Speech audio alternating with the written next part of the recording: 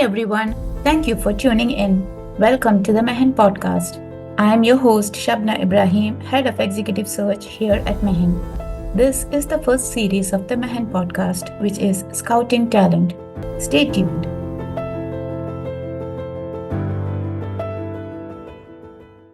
Today, we have Muna AlHebsi as our guest. Muna is a multifaceted career coach and advisor with extensive experience in human resources, talent management, Emiratization, and career development. She empowers professionals and job seekers to achieve career excellence. Being an author and a speaker, she shares her knowledge and expertise in leadership development, Emiratization strategy, and coaching for work performance. This episode is titled Navigating the Executive Job Market Tips for Professionals. Hi, Muna. Welcome to the Mehan podcast. We're honored to have you here today. Hi, Shabna. Thank you for having me. I'm very excited actually to speak to you today. Great. So, Muna, the working world is constantly evolving, more so after COVID-19, right? And there has been a lot of recent discussions on upskilling and reskilling, mental health, work-life balance, and people are aware of these things. Yeah. But how can professionals stay upskilled and, they can ensure that they remain competitive in their respective fields? Okay, that's a very great start to the podcast. I think this is one of the key questions that any one of the working professional can ask themselves. But I would say, in my opinion, the most important skill that anyone can have in today's job market is the ability to be coached, the continuous learning, having the mindset of continuous learning. Because as you know, like the job market is changing, exactly as you just said. It's requiring a lot of other adaptation strategies, staying up to date with what's going on with the constant changes. So if the person would have that kind of mindset where would say, oh, like, okay, how can I become better today? What can I learn today? Right. Oh, I mean, if Right. someone is giving me feedback or kind of insight, let me consider it rather than becoming defensive about it, So I think it's the whole point about mindset and how our mindset and our outlook to situations and scenarios end up shaping our future. I mean, whether at life in life or at work in specific, but generally how we see a situation, how we choose to respond rather than react to them.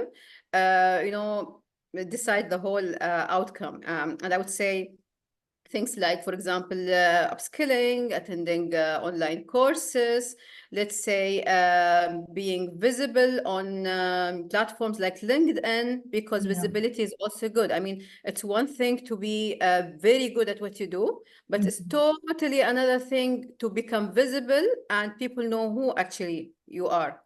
Yeah, I completely agree. And nowadays, Mm, there is also a lot of talk about leadership, right? That's kind of sure. become the buzzword or the keyword. Even young Mm-hmm. professionals who are just starting Yes. out in the workforce, they have their intrinsic leadership qualities within them, right? So, what are Mm-hmm. some effective strategies for developing leadership skills in young professionals?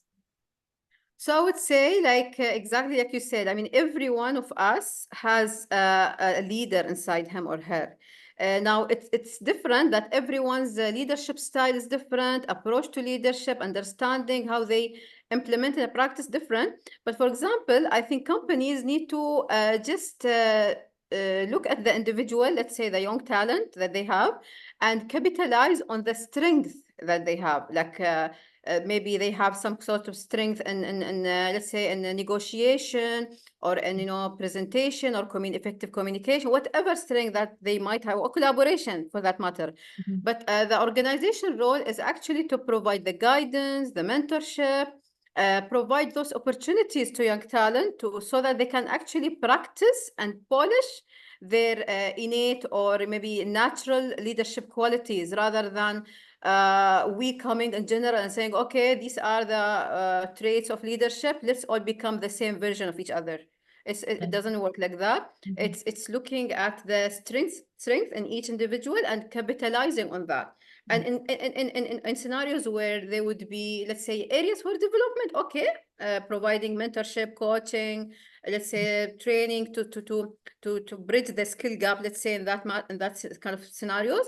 But in general, I would say provide the learning opportunities and the flexibility, or I mean the safe environment for these young leaders to make mistakes and learn from their mistakes. Exactly. And that would also mean that it's a two-way mentorship, right? It's Of not course. just Yes. about seniors learning from young professionals. It can Yes, yes, be, yes. it can be both ways, right? Absolutely, And both absolutely. the We always parties learn. We open to always learn from one another. Yeah, I mean, and this is even, when I spoke about mindset and willingness to be coachable in the first part of the podcast, it's, Yeah. it's it's it's everyone in the organization.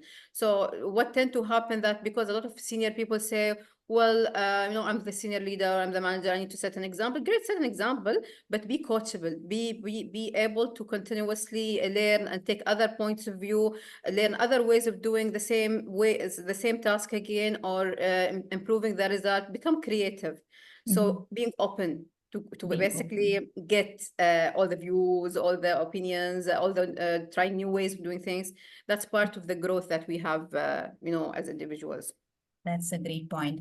And also tell me, as an HR professional, you were a part of hospitality industry for quite a long Mm-hmm. period. Yes. What were the creative methods did you use to identify and attract top talent? Because hospitality industry was not a very, niche industry, It must have been Mm-hmm. challenging. Were there any challenges you faced, considering that UAE is a melting pot of culture?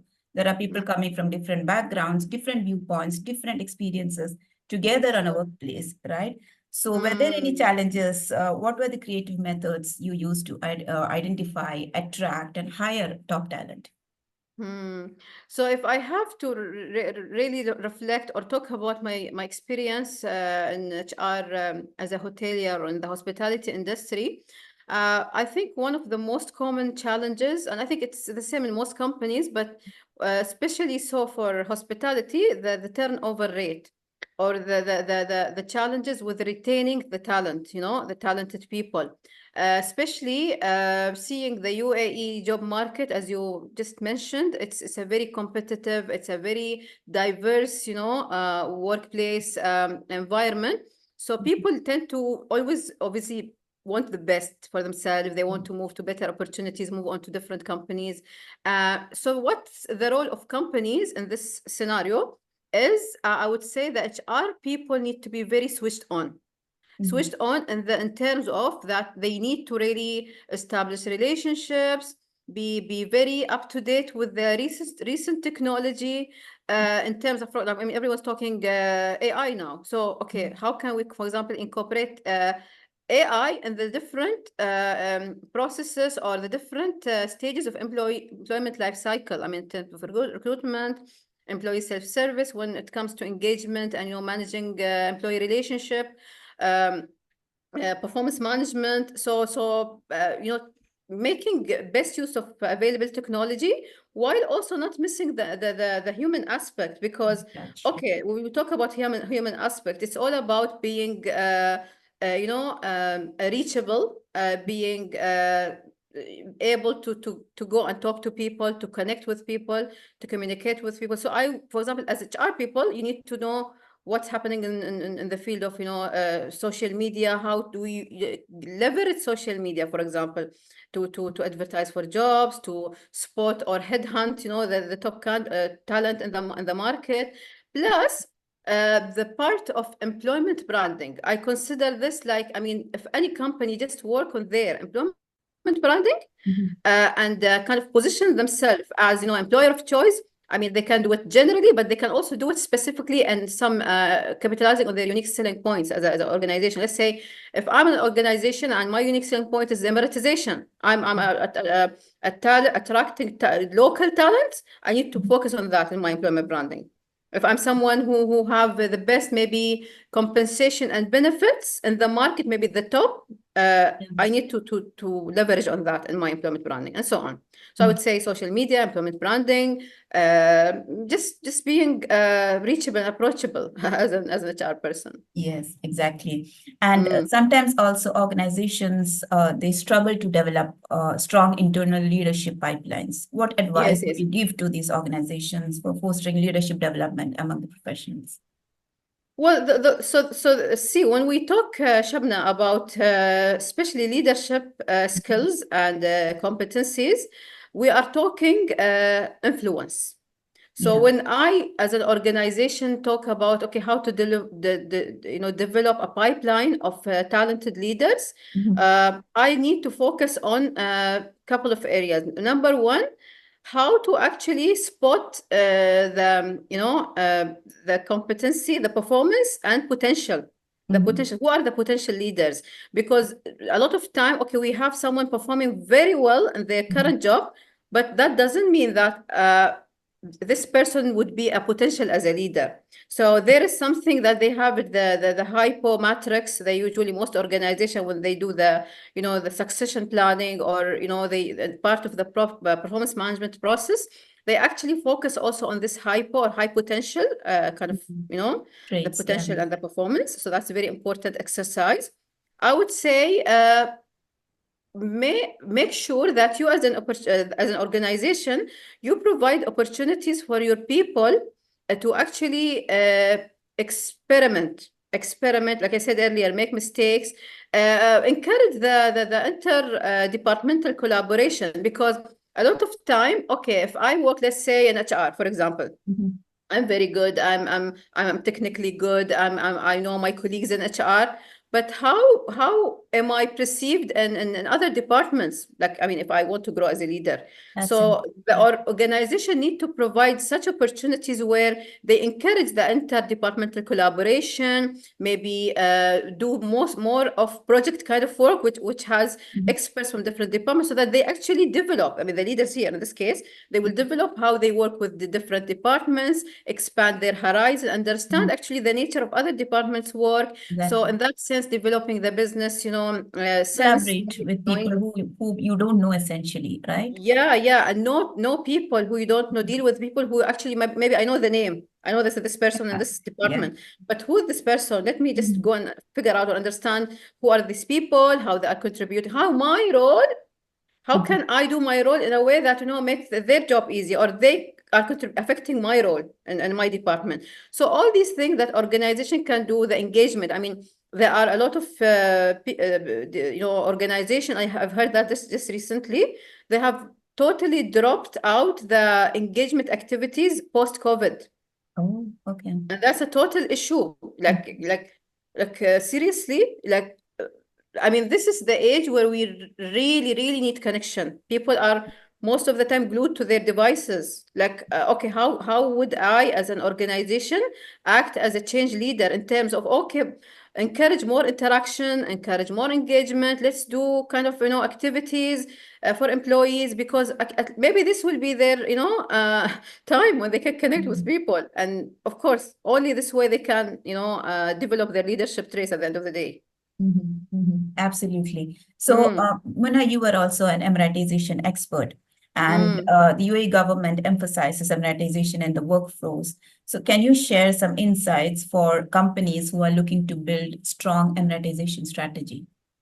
Yes, sure. I think in the UAE, we are currently in this very transitional kind of period, wherein, at least like within my current role, we are working on both ends. So we are actually providing a lot of counseling, a lot of guidance, a lot of coaching to Emirati job seekers and the professionals who are working in the private sector.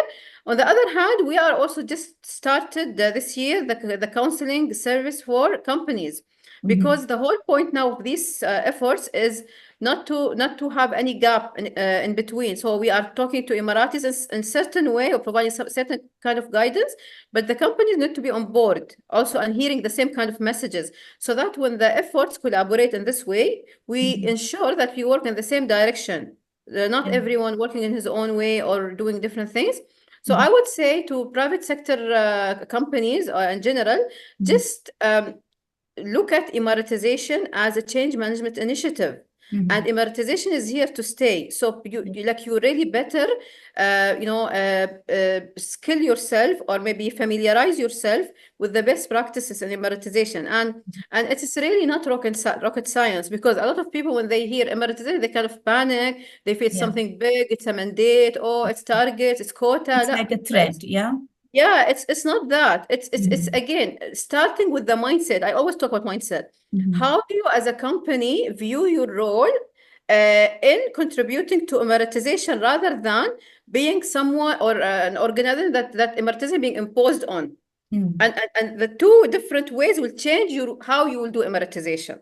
So if I, as a company, say, oh, I am here in the country, I'm operating in this land, so part of my social responsibility is simply providing jobs for locals, training them, making sure that they learn, they get acquainted, with the best work professional practices, become experts in the industry, train them, develop them, provide the learning path, provide the guidance. So as a company, I would actually be playing a big role. It's not that, okay, the government is imposing Emiratization. La. It's all about how I will become a partner to the government, while actually I will gain the benefit, because when I hire an Emirati, let's say as an organization, I have direct access to the local community. Yeah. Regardless of my activity as a company. So these people will be my ambassadors. I might be actually people who are going in the community and talking about me as a company, how good I am in training and welcoming and including Emiratis and providing a very, challenging but yet exciting, career path, working opportunities, and so on. So I don't have to do promotion, actually. My people will go and promote for me. So if companies start seeing this from this point of view, I think things will become so different, than the way it is. All of this at the same time, you make sure that the expats are not left out, right? It's of course. Both the population are extremely It's collaboration. I'm telling you, like, I think what's stopping this from happening now is like people thinking in the mindset with, okay, us versus them. But it's not that. It's us. It's all. We are all doing it together. Because, I mean, of course, we can agree that only Emiratis, only locals cannot do things by themselves. Plus, we cannot also have a work environment where there is no single Emirati, and Emiratis are not contributing to the, to the growth of the country. So it's all about, let's work together, let's share experiences, let's learn from each other, let's actually enrich the lives of each other and share benefits, share experiences, and become better humans at the end of the day. It's dealing with different people. It's not easy, I know. Amazing. So before we wind up, what is one practical advice that you would like to give our listeners that might help them in their wholesome growth? So again, like I would always focus on this, I would say, core skill of cultivating a growth mindset. Cultivating a growth mindset would be your or anyone's, whether we talk about individuals, we talk about companies, we talk about each and everyone. The growth mindset will help us respond better to the constant changes in our world. Like the world is changing in a very fast pace. Like we cannot even catch up, sometimes because of the speed. But it's all about being open to learn, open to explore, being curious. Okay, why is this happening? Curiosity. Let me try this one. Let me try this method. Let me do it differently. Okay, tell me your opinion. Okay, I can consider that. These kind of things. It's not that, okay, being so, ingrained in our own mindset or ways of doing things or all traditional ways, because this will not serve us, I mean, those people who are not willing to adapt, they'll be left out. True. That is a great advice to wind up this episode of the Mehan podcast. Thank you so much, Mona, for sharing your valuable expertise. I hope our listeners have learned a lot today. Thank you so much, Shabna, for having me, and I'm equally, honored for being here with Mehan today. Thank you everyone for joining us today. We hope you've learned something valuable. To make sure you don't miss a single episode, be sure to subscribe to the Mehan podcast on your favorite platform.